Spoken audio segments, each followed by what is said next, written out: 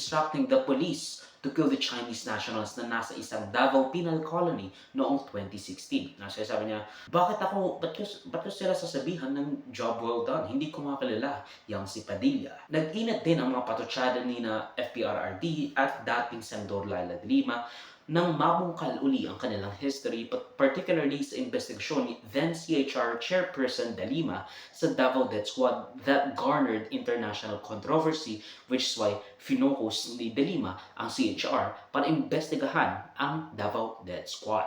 So paulit-ulit din pong sinabi ng dating mayor, ng dating pangulo na yung pumatay mismo, yun ang may personal guilt.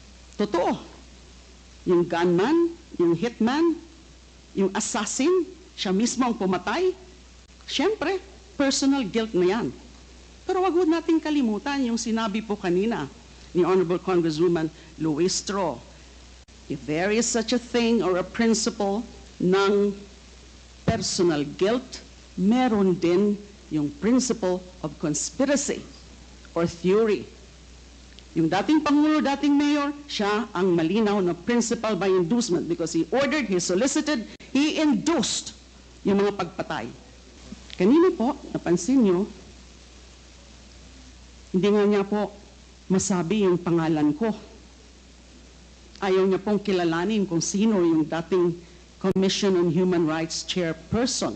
Sabi daw, again, nung tinatanong o dun sa mga punto ni Congresswoman Luistro, hindi niya kilala kung sino man yan, yung taga-CHR na